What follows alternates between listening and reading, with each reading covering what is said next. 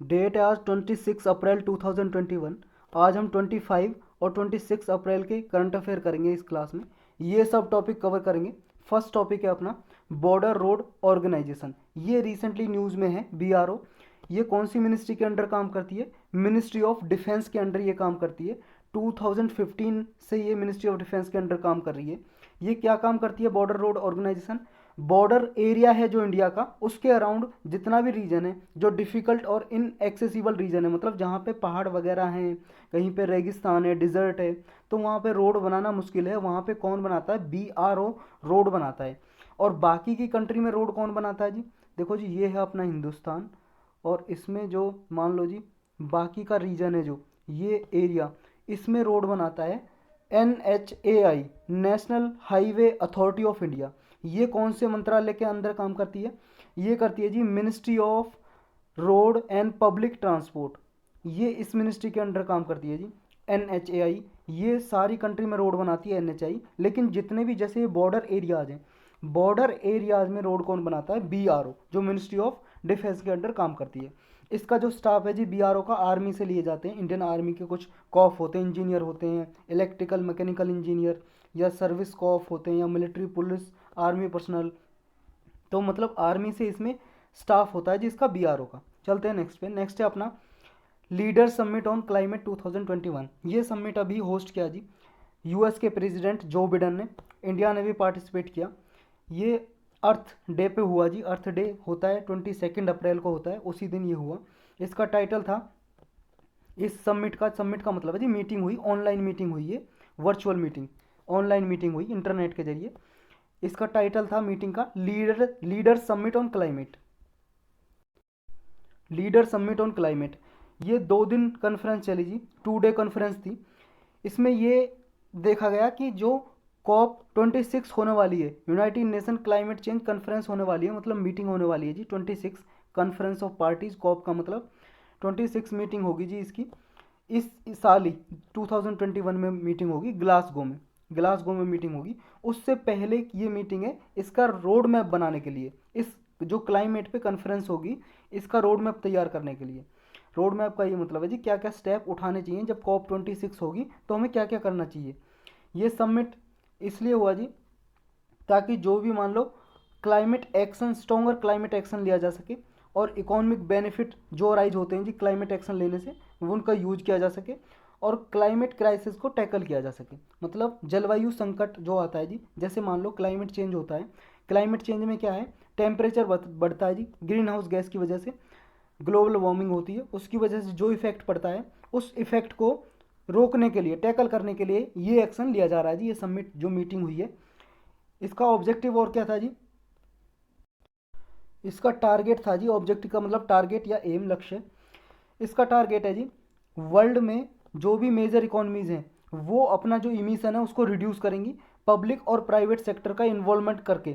मतलब इमिशन का मतलब है जी जो कार्बन इमिशन होता है ना, जो पॉल्यूशन होता है, उस पॉल्यूशन को कम करेंगी पब्लिक और प्राइवेट सेक्टर के साथ मिलके। नेक्स्ट इसका ऑब्जेक्टिव है जो भी क्लाइमेट एक्शन है जी, इससे क्या है, ये शो करेंगे कि इकोनॉमिक और सोशल बेनिफिट क्या क्या होते हैं, जिसकी वजह से नए बिजनेस और इंडस्ट्रीज सेटअप किए जा सकें जो पॉल्यूशन कम करते हों।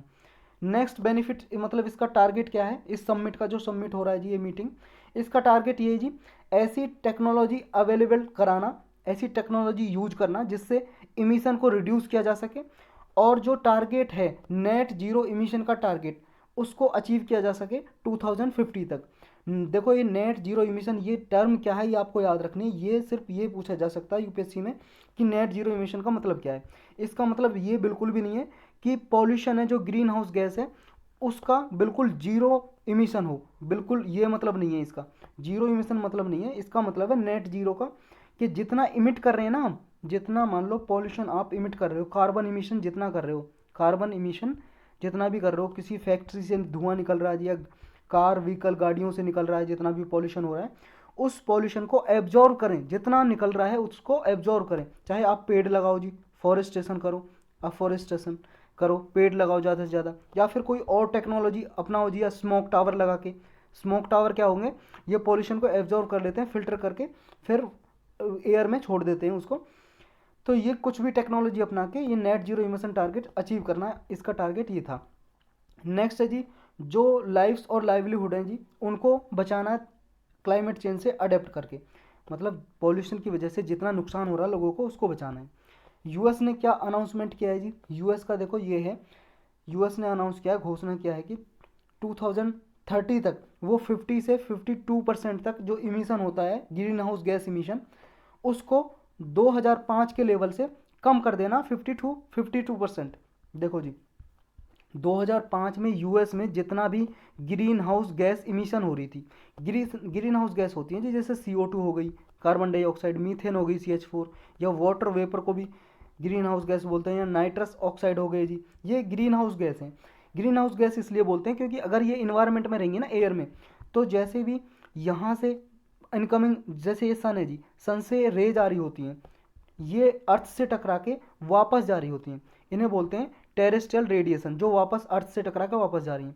तो ये जो गैस अगर इन्वायरमेंट में ये होती है ना, CO2, मीथेन, ये वाटर वेपर, नाइट्रस ऑक्साइड, ये इस जो रेडिएशन जा रही होती है ना वापस टकरा के, इसको एब्जॉर्ब कर लेती है CO2 वगैरह। अब जब ये इसको एब्जॉर्ब कर लेंगी, मतलब सोख लेंगी, तो यहाँ इन्वायरमेंट का हमारा जो एटमॉस्फेयर है, वातावरण, एटमॉस्फेयर का टेम्परेचर इंक्रीज हो जाएगा जी, टेम्परेचर। और टेम्परेचर इंक्रीज होने से जी आपको पता है सारा नुकसान इसी से ही है। अर्थ का टेम्परेचर बढ़ेगा, उसमें रेनफॉल में भी पैटर्न में चेंज आएगा, जो ग्लेशियर्स वगैरह हैं जी, ग्लेशियर्स बर्फ जमी हुई है पहाड़ों पे, वो पिघल जाएगी, इससे बहुत सारे आइलैंड नेशन है जो वो डूब जाएंगे, जो कोस्टल एरियाज में लोग रहते हैं जी तटों पे, वो डूब जाएंगे, तो इससे ये नुकसान होंगे। तो ये ग्रीन हाउस गैस का जो इमिशन होता है ना यूएस में, जितना 2005 में इमिशन हो रहा है उस लेवल से 52% कम करना है, रिड्यूस करना है यूएस को 2030 तक। नेक्स्ट इसने कहा है जी कि 2024 तक जो इसने कमिटमेंट किया ना यूएस ने, कि हम डेवलपिंग नेशन को फाइनेंस देंगे, मतलब मनी प्रोवाइड करेंगे जी, डॉलर देगा ये यूएस, एनुअली फाइनेंसिंग कमिटमेंट की है यूएस ने, कि 2024 तक आते आते अपनी जो कमिटमेंट की है हमने डेवलपिंग नेशन को, जो मनी प्रोवाइड करेंगे हम ग्रीन हाउस गैस से लड़ने के लिए, मतलब कम करने के लिए, तो इस फाइनेंस को हम डबल कर देंगे 2024 तक। मतलब जितना अभी हम दे रहे हैं, मान लो 10 रुपये दे रहे हैं, 10 तो बहुत कम हो जाता है, मान लो आप $10 दे रहा है अभी जैसे यूएस, तो ये अपना कंट्रीब्यूशन डबल कर देगा $20 2024 तक। यही था इसमें। चलते जी नेक्स्ट है जी नेशनल पंचायती राज डे। देखो जी, हर साल मनाया जाता है ये 24 अप्रैल को। 24 अप्रैल को ही क्यों मनाया जाता है?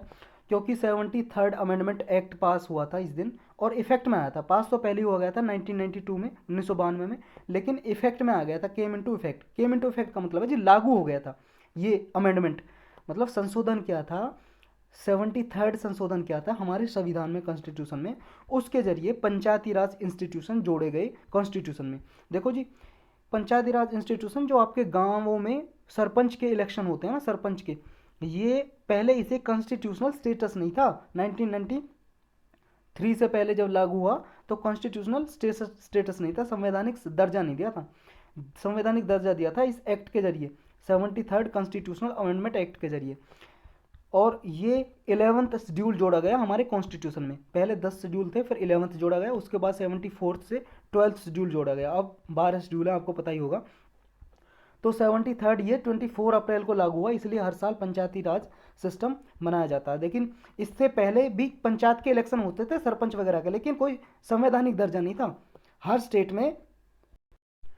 स्टेट में अलग अलग अपने लॉ थे जी, उसके हिसाब से, अपने स्टेट के लॉ के हिसाब से जी, हर कोई स्टेट अलग अलग सरपंच के इलेक्शन कराता था विलेज एरियाज में।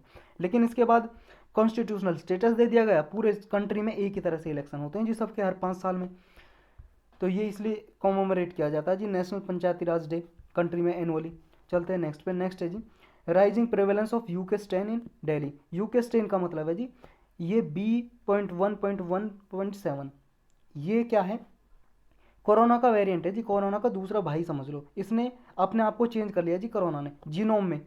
कोविड-19 जो केसेस हैं जी, ये ज़्यादा बढ़ रहे हैं इसकी वजह से।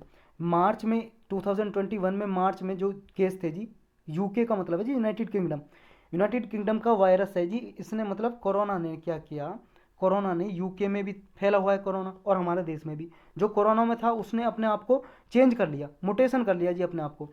और मुटेशन करके मान लो जो यूके से यूनाइटेड किंगडम से कुछ लोग हमारे यहाँ पे आए, मान लो हमारे यहाँ पे आए इंडिया में, तो वो यूके का वेरिएंट लेके आ गए, उनकी वजह से बीमारी बढ़ी है जी। मार्च में 28% बढ़ी थी और 50% लास्ट वीक, अप्रैल के लास्ट वीक में, मतलब पिछले हफ्ते 50% ज़्यादा इंक्रीज हो गए केस हमारे इंडिया में। तो ये जी ये यूके वेरिएंट है, इसने जी जीनोम में, अपने जीनोम में चेंज कर लिया वायरस ने। जीनोम का मतलब है जी ग्रुप ऑफ जीन, मतलब जीन का समूह। जो जीन पाए जाते हैं ना हमारे बॉडी में, क्रोमोजोम होते हैं, आपको पता होगा जी 23 पेयर होते हैं, 23 पेयर होते हैं, टोटल 46 क्रोमोजोम होते हैं। क्रोमोजोम में क्या होते हैं जी, जीन होते हैं। क्रोमोजोम में क्या होते हैं, जीन इसके अंदर। और जीन के अंदर क्या होता है जी, डीएनए। डीएनए सबसे छोटा पार्टिकल मान लो जी आप, डीएनए, डीऑक्सी न्यूक्लिक एसिड। तो ये जैसे जीन मान लो जी, ऐसा कुछ होता है जीन, ऐसा कुछ जीन होता है। जीन को अगर जूम कर दोगे आप तो ये बड़ा दिखाई देगा कुछ ऐसे जी, जीन जैसे बड़ा हो जाएगा। फिर थोड़ा इसमें कुछ स्ट्रक्चर मिलेगा जी, ऐसा स्ट्रक्चर। और इस जीन के स्ट्रक्चर में फिर डीएनए मिलते हैं जी, जो डबल हेलिक्स स्ट्रक्चर होता है कुछ ऐसे टाइप का, मतलब ऐसे टाइप का स्ट्रक्चर होता है जी इसका, डीएनए का। तो इसने चेंज कर लिया है इस यूके वेरिएंट के चेंज की वजह से, जिसका नाम है जी म्यूटेशन N501Y। ये इस जो कोरोना ने चेंज किया है ना, उस चेंज का नाम है जी, म्यूटेशन का नाम है ये। इसकी वजह से जी ट्रांसमिशन हुआ है केस के। और क्या कंसिक्वेंस देखने के लिए मिलते हैं, कंसिक्वेंस का मतलब है जी रिजल्ट, क्या परिणाम देखने को मिले। इसकी वजह से डिसीज इंक्रीज हो गई है और मॉर्टेलिटी इंक्रीज हो गई है, मतलब डेथ रेट है जी जो इंक्रीज हो गया, क्योंकि जो दवाई कोरोना के लिए जैसे वैक्सीन बनी है जी तो ये तो काम करेगी नहीं ना, क्योंकि इस जो कोरोना वायरस है जी, वो वैक्सीन बनाई थी जो पहले कोरोना था, ये कोरोना था जी पहले, इसके लिए बनाई थी। लेकिन इसने क्या है जी, इस कोरोना ने अपने आप में चेंज कर लिया इस वायरस ने। अब ये वैक्सीन इस पर काम नहीं कर रही है, डेथ हो जा रही है लोगों की, मतलब दोबारा वैक्सीन देने के बाद भी कोरोना हो जा रहा है। ये केस देखे गए जी दिल्ली में, पंजाब, छत्तीसगढ़, गुजरात, इनमें केस देखे गए। मुटेशन होता क्या है जी, वायरस क्यों मुटेट करता है, मुटेट क्यों करता है। मुटेशन का मतलब देखिए चेंज होता है, सिर्फ चेंज, डिफरेंस। डिफरेंस मतलब अंतर। कोरोना आपने जो चेंज क्या करता है जी, जीनोम में चेंज कर लेता है। जीनोम को मतलब हमने जाना ग्रुप ऑफ जीन, जीन में चेंज कर लेता है।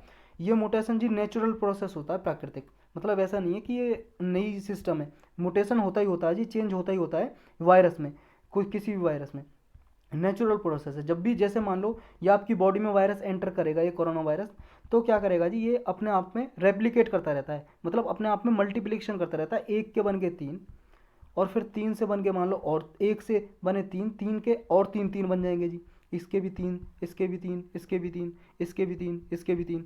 ये ऐसे मल्टीप्लिकेशन करता रहता है, रेप्लिकेट करता रहता है अपने आप को वायरस। फिर इन तीन तीन के और तीन तीन बन जाएंगे। तो इसे रोकना इसलिए बहुत ही ज़्यादा मुश्किल होता है, ये नेचुरल प्रोसेस होता है। और ये वायरस अब म्यूटेशन क्यों कर रहा है जी, क्योंकि देखो बहुत ज़्यादा पीपल को अफेक्ट हो गए हैं, मतलब प्रभावित हो गए, इन्फेक्ट हो गए हैं इससे, वायरस से। और वायरस के ऊपर ये प्रेशर बढ़ जाता है। जब बहुत ज़्यादा लोगों को अफेक्ट कर देता है ना, ये प्रभावित कर देता है, तो वायरस ऑटोमेटिकली ये चेंज हो जाता है, अपने आप को चेंज कर लेता है कि लोगों को मेरे बारे में पता चल गया, अब मैं चेंज हो जाता हूँ। ये नेचुरल प्रोसेस है। चलते हैं नेक्स्ट पे जी। नेक्स्ट है स्वामित्व स्कीम। स्वामित्व स्कीम क्या है जी, ये स्कीम पहले 9 स्टेट में लॉन्च की थी जी, लेकिन अब पूरे सारे इंडिया में एक्सटेंड कर दी, सारे ऑल स्टेट में लॉन्च कर दी है ये स्कीम। ये स्कीम लॉन्च की थी जी 24 अप्रैल, जब पंचायती राज दिवस होता है 24 अप्रैल को 2020 में लॉन्च की थी ये स्कीम। किस लिए लॉन्च की थी जी, ये लॉन्च की थी ताकि जो रूरल सेक्टर है, मतलब रूरल एरिया है, ग्रामीण क्षेत्र, उनमें जो भी रेजिडेंशियल लैंड है ना, जैसे आप गांव इलाके में रहते हो जी, आपकी जो जिस ज़मीन पे रहते हो उसकी कोई रजिस्ट्री नहीं होती, मतलब उसकी ओनरशिप आपके पास है नहीं, कोई आपके पास कागज़ नहीं है। जैसे आप कोई भी ज़मीन प्लॉट खरीदते हो तो उसकी रजिस्ट्री होती है जी कोर्ट से, मतलब डिस्ट्रिक्ट से होती है जी, डिस्ट्रिक्ट से, और रजिस्ट्री होती है तहसील से। लेकिन इसकी कोई रजिस्ट्री नहीं होती जो आप घरों में रहते हैं जी, गाँव में। लेकिन इनकी रजिस्ट्री करने के लिए ड्रोन से मैपिंग करेंगे जी, ड्रोन यूज करके। ड्रोन होता है जी एक हेलीकॉप्टर टाइप, उससे मैपिंग करेंगे और उससे जितनी भी ज़मीन जिसके पास है उसकी रजिस्ट्री की जाएगी, इसमें ऑनरशिप दी जाएगी, मालिकाना हक दिया जाएगा इसके ज़रिए, स्कीम के ज़रिए। स्कीम का ये जी प्रॉपर्टी रिकॉर्ड मेंटेनेंस होगा जी पूरे इंडिया में। इसकी वजह से ये स्कीम कौन इम्प्लीमेंट कर रहा है जी, पंचायती राज मिनिस्ट्री इसको इम्प्लीमेंट कर रही है, लागू कर रही है। स्कीम के अंडर जो भी रेजिडेंशियल लैंड है विलेज एरियाज़ में, उनको ड्रोन के जरिए मापा जाएगा, मैपिंग की जाएगी, उनकी मेज़र किया जाएगा, और नॉन डिस्प्यूटेड रिकॉर्ड तैयार किए जाएंगे जी। नॉन डिस्प्यूटेड का मतलब है जी एक दूसरे के बीच में झगड़ा होता रहता है ना ज़मीन को लेके कि ये ज़मीन मेरी है, ये मेरी है। मान लो दो लोग पड़ोसी रहते हैं तो यहाँ पे झगड़ा होता रहता है जी बाउंड्री लाइन पे, तो सबको ओनरशिप दी जाएगी, सबकी ज़मीन मेज़र करके माप के। इस प्रॉपर्टी कार्ड दिया जाएगा जी एक सबको, जितनी भी प्रॉपर्टी विलेज एरिया में जिसके पास है उसको प्रॉपर्टी कार्ड दिया जाएगा एक, जिस ड्रोन मैपिंग के जरिए मेजरमेंट करके कार्ड प्रोवाइड किया जाएगा ताकि उनकी ओनरशिप प्रोवाइड की जा सके। और ये सारा प्रॉपर्टी ओनर का जो भी रिकॉर्ड होगा, ये जो डिस्ट्रिक्ट में डिपार्टमेंट होता है जी लैंड रेवेन्यू रिकॉर्ड डिपार्टमेंट, इसके पास सारा डेटा मेंटेन रहेगा। इससे फ़ायदे क्या होंगे जी, बेनिफिट क्या होंगे इस स्कीम से, देखो ये होंगे। अभी मान लो किसी भी ग्रामीण क्षेत्र के लोगों को लोन लेना जी, उसके पास कोई फील्ड वगैरह खेत नहीं है, सिर्फ ज़मीन है जिस पे वो रहता है, लेकिन उसकी तो रजिस्ट्री है नहीं और उसके कागज़ उसके पास है नहीं, तो ये लोन लेने के लिए कुछ गिरवी नहीं रख सकता, मतलब कोलेटरल नहीं दे सकता। कोलेटरल का मतलब है जी गिरवी रखना। जब आप बैंक से लोन लेने जाते हो तो कुछ गिरवी रखने के लिए मानते हैं ना, हाँ भाई साहब क्या कुछ सिक्योरिटी तो दो, कोलेटरल तो दो, किसके बेस पे हम लोन दें, आपने नहीं चुकाया लोन तो हम वापस कैसे करेंगे। तो इसकी वजह से अगर इनके पास कागज़ होंगे अपनी ज़मीन के तो ये लोन ले सकेंगे बैंक में जाके, समझे, कागज़ दिखा के ये जी मेरे घर के कागज, आप मुझे लोन दो, नहीं चुकाया गया था मेरे घर को ले लेना, समझ गए। ये प्रॉपर्टी रिकॉर्ड क्या क्या काम करेंगे जी विलेज में, ये मेंटेन करेंगे जी, पंचायती लेवल पे सारा रिकॉर्ड मेंटेन होगा प्रॉपर्टी रिकॉर्ड का। और इससे क्या है कि जो भी मान लो घरों पे अभी टैक्स लगता है, हाउस टैक्स लगता है जी शहरों में, लेकिन गाँवों में इसलिए नहीं लग पाता टैक्स क्योंकि किसके नाम कौन सी ज़मीन है, किस पे टैक्स लगाए, क्योंकि ये पता ही नहीं है ना ओनरशिप कौन है इसका, और कोई कागज़ ही नहीं है। तो इससे क्या है गवर्नमेंट टैक्स लगा सकती है जी, पंचायती राज होता है जी वो हाउस टैक्स लगा सकता है। और जो हाउस टैक्स से जो पैसा कलेक्ट होगा जी, मनी कलेक्ट होगी, उस मनी को दोबारा से विलेज में खर्च किया जा सकता है ग्रामीण क्षेत्र में, उससे इंफ्रास्ट्रक्चर और फैसिलिटी प्रोवाइड की जा सकती हैं रूरल एरियाज़ में। जैसे मान लो जी ड्रिंकिंग वाटर फैसिलिटी बनवा दी या कोई पंचायती हाउस बनवा दिया, उससे फैसिलिटी प्रोवाइड की जा सकती हैं जो टैक्स कलेक्ट होगा गांव से। नेक्स्ट क्या फ़ायदा होगा जी, जो रेजिडेंशियल प्रॉपर्टीज़ हैं जी, जो भी इनकी वजह से डिस्प्यूट वगैरह होते हैं जी, विवाद झगड़े, तो ये झगड़े मिट जाएंगे जी। और झगड़े मिटने की वजह से जी इनकी मार्केट वैल्यू बढ़ जाएगी प्रॉपर्टी की, मतलब इनका रेट इंक्रीज हो जाएगा जी, इनके पास रजिस्ट्री होगी तो क्या है इनका जो प्राइस अच्छा मिलेगा अगर बेचना भी चाहेंगे तो। नेक्स्ट क्या होगा जी, अगर एक्यूरेट प्रॉपर्टी रिकॉर्ड होंगे जी तो इससे जी फैसिलिटेशन होगा टैक्स कलेक्शन करने में, न्यू बिल्डिंग और स्ट्रक्चर प्लान बनाया जा सकेगा, परमिट इशू किए जा सकेंगे, और जो भी प्रॉपर्टी ग्रैबिंग होती है जी उसको रोका जा सकेगा, थवाट किया जाएगा सकेगा। थवाट का मतलब होता है जी रोकना, टू स्टॉप, मतलब जो छीन लेता है ना प्रॉपर्टी। देखो जी गांव एरिया में जब रजिस्ट्री नहीं होती है तो जो भी मान लो गांव एरियाज में जो मतलब वो होते हैं ना रिच पीपल, धाकड़ टाइप लोग, वो क्या करते हैं गरीब लोगों की प्रॉपर्टी को छीन लेते हैं, क्योंकि रजिस्ट्री तो किसी के पास है नहीं, छीन ली तो ये ग्रैबिंग भी कम होगी जी, ग्रैबिंग का मतलब छीनना, तो कोई छीन नहीं सकेगा क्योंकि उसकी ओनरशिप होगी उसके पास अपनी प्रॉपर्टी की। नीड क्या है जी और सिग्निफिकेंस क्या है इस स्कीम के, ज़रूरत और सिग्निफिकेंस यही है जी इस स्कीम के। एक फ़ायदा यही है जी क्योंकि जो विलेज एरिया में जी विलेजर के पास कोई भी रिकॉर्ड नहीं होता अपनी प्रॉपर्टी का और उनकी ओनरशिप का, तो प्रॉपर्टी का मेजरमेंट अच्छे से हो सकेगा जी, सर्वे हो सकेगी इन एरियाज़ में, और वेरिफिकेशन हो सकेगा जी प्रॉपर्टी का। इनकी वजह से क्या है जी सोशल जो डिस्प्यूट होते हैं जी रिड्यूस हो सकेंगे और लोगों का एम्पावरमेंट हो सकेगा जी, सशक्तिकरण, जिसकी वजह से प्रॉपर्टी की वजह से जो भी डिस्कॉर्ड होते हैं जी डिस्प्यूट वो घट सकेंगे, रिड्यूस हो सकेंगे। तो ये फ़ायदे होंगे जी जो ऑलरेडी पढ़ चुके हैं हम। नेक्स्ट है जी वेज एंड मीन्स क्रेडिट। ये क्या है वेज एंड मीन्स क्रेडिट, देखो जी आरबीआई की एक स्कीम है जी ये वेज एंड मीन्स क्रेडिट। इसके थ्रू क्या करता है टेम्परेरी लोन्स है जी, कर्जा देता है किसको, गवर्नमेंट को, स्टेट गवर्नमेंट को या यूटीज़ को या सेंट्रल गवर्नमेंट को। ये स्कीम लिमिट लगाई हुई है जी 51,560 करोड़ रुपए दे सकती है ऑल स्टेट और यूटीज़ को 6 मंथ के लिए जी। ये लिमिट एक्सटेंड कर दी लेकिन अभी 6 मतलब ये सितंबर 30 मतलब 30 सितंबर तक इंक्रीज कर दी है कोरोना की वजह से, कि कोरोना की वजह से क्या है स्टेट्स और यूटी उधार ले सकते हैं, बोरो कर सकते हैं, लोन ले सकते हैं आरबीआई से। इसका सिग्निफिकेंस यही है जी इंक्रीज लिमिट इसलिए की है क्योंकि कोरोना वायरस की वजह से जो स्प्रेड हो रहा है, जो एक्सपेंडिचर ज़्यादा बढ़ गया है गवर्नमेंट का, और एक्सपेंडिचर को ज़्यादा बढ़ने की वजह से उन्हें उधार लेने की ज़रूरत पड़ रही है, इसलिए ये स्कीम एक्सटेंड कर दिया आरबीआई ने। वेज एंड मीन्स एडवांस कब चलाएगी जी और क्या है, देखो जी ये टेम्प्रेरी लोन है, मतलब छोटे अवधि के लिए ये लोन दिया जाता है, आरबीआई देती है गवर्नमेंट को, गवर्नमेंट को उधार देती है जी। अगर मान लो गवर्नमेंट का एक्सपेंडिचर ज़्यादा हुआ है, रेवेन्यू कम है, मतलब कमाई कम हुई है गवर्नमेंट की और खर्चा ज़्यादा हो गया, तो फिर लोन लेके ही उसकी भरपाई करेगा ना गवर्नमेंट। तो आरबीआई ने कुछ टेम्परेरी पीरियड के लिए लोन फैसिलिटी प्रोवाइड की है वेज एंड मीन्स एडवांस नाम के जरिए। ये गवर्नमेंट क्या है जी, गवर्नमेंट को इंटरेस्ट पे करना पड़ता है। जब भी आप किसी से लोन लोगे तो ब्याज तो दोगे ही ना, इंटरेस्ट पेमेंट करना पड़ता है सेंट्रल गवर्नमेंट को, मतलब आरबीआई को गवर्नमेंट इंटरेस्ट देती है जब उधार लेती है, तो बोरो करती है तो मनी। और ये इंटरेस्ट रेट होता है जी, ये रेपो रेट के बराबर होता है। रेपो रेट वो रेपो रेट होता है जी जिससे सेंट्रल बैंक है जो, मतलब जो आरबीआई है जी, आरबीआई बाकी के बैंकों को जो उधार देती है उस पर जो इंटरेस्ट लेती है, इंटरेस्ट रेट लेती है आरबीआई। मान लो बैंकों को दे दिया जी एसबीआई को उधार दिया आरबीआई ने, तो आरबीआई ने उधार दिया एसबीआई को, एसबीआई वापस भी तो करेगा, और वापस करेगा ऐसा तो है नहीं जितना अब इसने पैसा दिया इतना ही लेगा, इस पर कुछ इंटरेस्ट भी तो देगा, ब्याज भी तो देगा एसबीआई। जो ब्याज देता है उस ब्याज की दर को, इंटरेस्ट रेट को बोलते हैं रेपो रेट, समझ गए। इसी रेट पे गवर्नमेंट भी देगी जी वेज एंड मीन्स एडवांस के जरिए, लेकिन इसकी लिमिट फिक्स करते हैं जी आरबीआई और गवर्नमेंट ऑफ इंडिया दोनों मिलके म्यूचुअली डिसाइड करते हैं कि इतनी लिमिट तक आप लोन ले सकते हो इस फैसिलिटी के जरिए, वेज एंड मीन्स एडवांस के जरिए। ये स्टेट्स अलाउड होते हैं जी ओवरड्राफ्ट फैसिलिटी के लिए, मतलब जो राज्य होते हैं जी उनको अलाउ कर देते हैं कि आप 21 डेज की ओवरड्राफ्ट फैसिलिटी ले सकते हो, मतलब जितनी लिमिट रखी गई है ना ways and means advance facility में, इससे ज़्यादा आप बोरो कर सकते हो, उधार कर सकते हो, स्टेट्स को अलाउ कर देता है आरबीआई। बैकग्राउंड क्या है जी, कब लॉन्च की गई ये स्कीम? ये स्कीम लॉन्च की गई जी 1 अप्रैल 1997 में लॉन्च की ways and means advance scheme.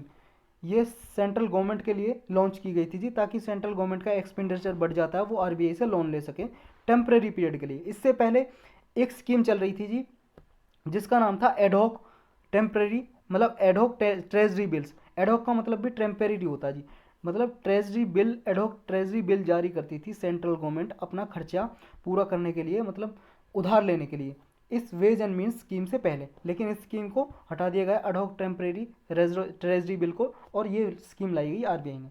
तो यही था, इसमें चलते हैं जी नेक्स्ट पे। नेक्स्ट है अपना क्रू 2 मिशन।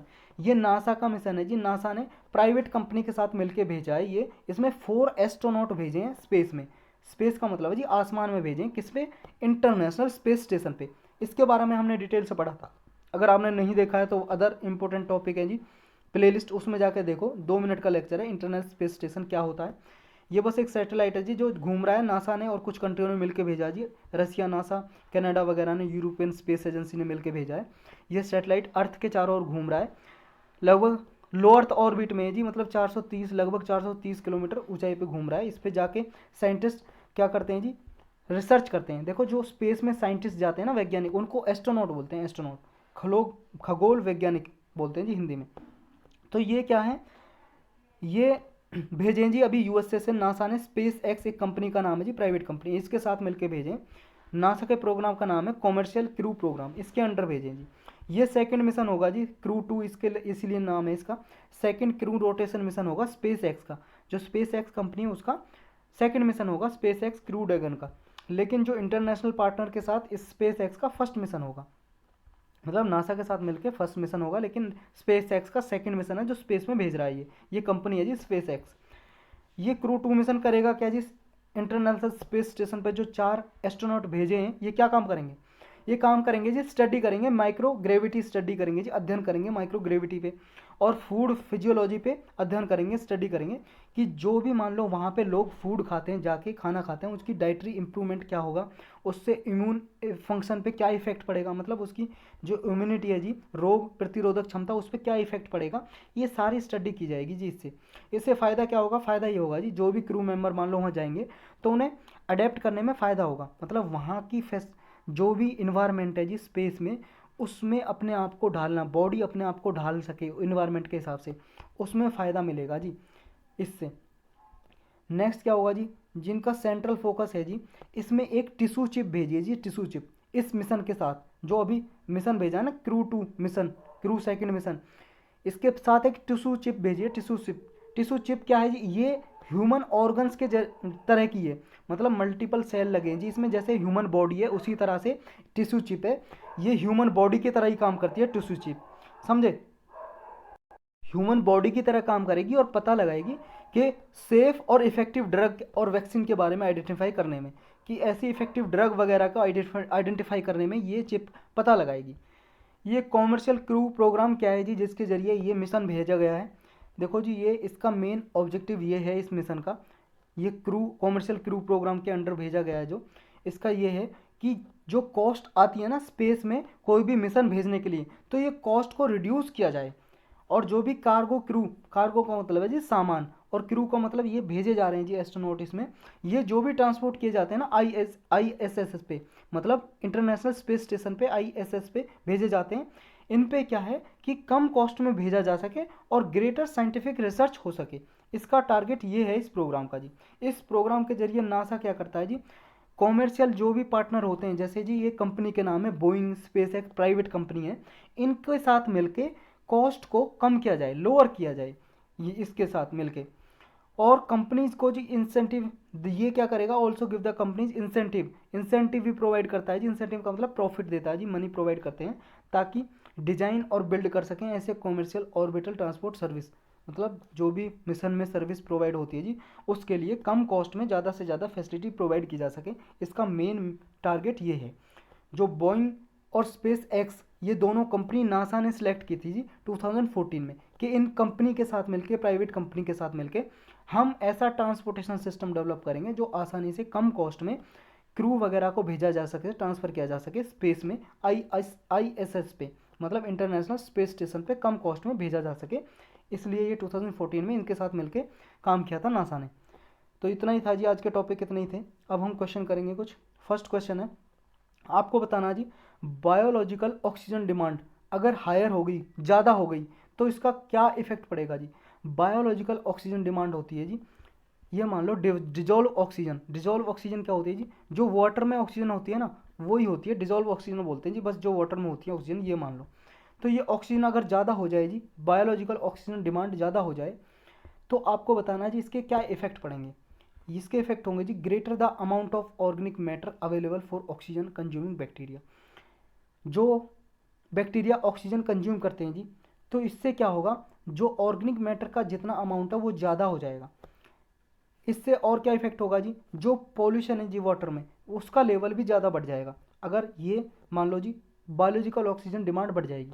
देखो जी, बायोलॉजिकल, बायोलॉजिकल का मतलब जानते हो आप, लाइफ, जीवन, कोई भी ऑर्गेनिज्म है बायोलॉजिकल। ऑक्सीजन डिमांड का मतलब है जी, डिमांड की मतलब मांग, जो भी जीव वगैरह रहते हैं जी ऑर्गेनिज्म, उनकी डिमांड इंक्रीज हो गई ऑक्सीजन की, मतलब उन्हें ज़्यादा ऑक्सीजन चाहिए। जो भी यहाँ पे रहते हैं ना पानी में, जो भी जीव रहते हैं, फिश वगैरह, कोई और स्पीसीज वगैरह, तो उनकी ऑक्सीजन की डिमांड इंक्रीज होगी। तो इससे क्या क्या इफेक्ट होंगे ये बताना जी। 1 2 दोनों सही दोनों गलत। देखो जी, दोनों सही हैं, सी दोनों इफेक्ट होंगे। इससे होता क्या जी, देखो बायोलॉजिकल ऑक्सीजन डिमांड बढ़ने का मतलब ये है जी, जैसे मान लो अगर जो भी न्यूट्रिएंट होते हैं जी, मान लो ये कोस्टल एरिया है जी, अपना इंडिया है, यहाँ पे कृषि होती है जी, खेती, यहाँ से चले गए जी कुछ न्यूट्रिएंट्स, नाइट्रोजन, सल्फर, फास्फोरस, कुछ भी पानी में बह के समुद्र में चले गए। अब समुद्र में चलेगी जी, समुद्र के लिए पॉल्यूशन है न्यूट्रिएंट, पोषक तत्व है, लेकिन समुद्र के लिए पॉल्यूशन है। जो भी यहाँ पे जीव होंगे जी, उनका क्या जी, ये पॉल्यूशन लेवल इंक्रीज हो जाएगा, और ये क्या करेंगे, एलगी डेवलप कर देंगे जी। एलगी, एलगी का ग्रोथ हो जाएगा। एलगी का ग्रोथ होने से क्या होगा जी, जो बाकी के जीव हैं उनकी ऑक्सीजन की डिमांड बढ़ जाएगी। बायोलॉजिकल ऑक्सीजन डिमांड, ऑक्सीजन की डिमांड बढ़ जाएगी। क्यों, क्योंकि ये एलगी के बढ़ने से पॉल्यूशन बढ़ जाएगा, ऑक्सीजन कम हो जाएगा जी। तो ऑक्सीजन कम रह जाएगा तो डिमांड तो इंक्रीज होगी ना, तो इसकी वजह से जी ये होगा, इसमें हायर लेवल पॉल्यूशन बढ़ जाएगा वाटर में, और ऑर्गेनिक मैटर का अमाउंट है वो ग्रेटर होगा। तो चलते हैं जी नेक्स्ट में। नेक्स्ट है अपना, अगर मान लो जी एटमॉस्फेयर में एरोसोल बढ़ जाए तो इसका क्या इफेक्ट पड़ेगा। एरोसोल एक स्मॉल पार्टिकल होते हैं जी, ये मान लो डस्ट पार्टिकल की तरह होते हैं, छोटे छोटे माइक्रोस्कोपिक से, मतलब माइक्रोस्कोप से देखे जा सकते हैं जी, आपकी डायरेक्टली आइज से नहीं देख सकते आप। तो ये बढ़ने से क्या इफेक्ट पड़ेगा ये बताना है। रेनफॉल पैटर्न को ये प्रभावित करेगा जी, अफेक्ट करेगा। जो स्ट्रेटोस्फेरिक ओजोन है, मतलब आपको बताना है एटमॉस्फेयर में लेयर होती हैं, जैसे ये अर्थ है, अर्थ से ऊपर टोपोस्फेयर होती है लगभग 15 किलोमीटर, उसके ऊपर होती है जी आपकी स्ट्रेटोस्फेयर। स्ट्रेटोस्फेयर लगभग 50 किलोमीटर तक स्ट्रेटोस्फेयर बोलते हैं। स्ट्रेटोस्फेयर आप स्पेलिंग यार देख लेना खुद ही बुक में, स्ट्रेटोस्फेयर ये होता है जी। मेरे पास पेन नहीं है जी इस पर लिखने वाला डिस्प्ले पे, और तो ये हाथ से सही लिखा नहीं जाता, इसलिए ये राइटिंग गंदी आती है। तो 50 से तक हो गया स्ट्रेटोस्फेयर, उससे ऊपर जो लेयर होती है जी वो होती है आपकी मीजोस्फेयर, ये लगभग 90 किलोमीटर तक होती है जी मीजोस्फेयर। और उसके ऊपर होती है जी, उसे बोलते हैं आयनोस्फेयर, ये लगभग 640 किलोमीटर तक होती है जी, 640 किलोमीटर तक। तो ये लेयर होती है जी। स्ट्रेटोस्फेयर में ओजोन मिलती है, ओजोन लेयर, ओजोन O3 को बोलते हैं जी ओजोन। तो ये क्या करती है, हमें अल्ट्रावायलेट रेज से बचाती है। जो सन से डायरेक्टली क्या है जी, कुछ अल्ट्रावायलेट रेज आ रही होती हैं जी, किरणें, अगर ये ओजोन लेयर ना हो ना स्ट्रेटोस्फेयर में, तो डायरेक्टली हमारी स्किन को बर्न कर देंगी, जला देंगी, कैंसर हो जाएगा, हमको बहुत सारी बीमारी हो जाएंगी, अंधे हो जाएंगे लोग, आई पे इफेक्ट पड़ेगा जी। तो ये ओजोन लेयर हमें बचाती है। तो ये एरोसेल का अगर ज़्यादा बढ़ जाएंगे तो ये जो डिस्ट्रक्शन होता है ना, एरोसेल घट रही है, जो बर्बाद हो रही है, तो वो डिस्ट्रक्शन कम हो जाएगा, कट डाउन हो जाएगा, कम हो जाएगा इससे। तो ये सही है क्या? ग्लोबल वार्मिंग क्या है जी, इंक्रीज हो जाएगी अगर एरोसोल इंक्रीज हो जाएंगे। आपको बताना जी पहला 1-3 सारे सही है, 1-2। देखो जी ये दोनों बिल्कुल गलत है, क्योंकि ये कह रहा है स्ट्रेटोस्फेरिक ओजोन का जो डिस्ट्रक्शन होता है, बर्बाद होती है जी ओजोन, वो कम हो जाएगी, नहीं बिल्कुल और बढ़ जाएगा डिस्ट्रक्शन। जो ओजोन लेयर जो है जी स्ट्रेटोस्फेयर में, तो उसका डिस्ट्रक्शन बढ़ जाएगा, इंक्रीज हो जाएगा, और इसमें लिखा है कट डाउन, तो ये गलत इसलिए है।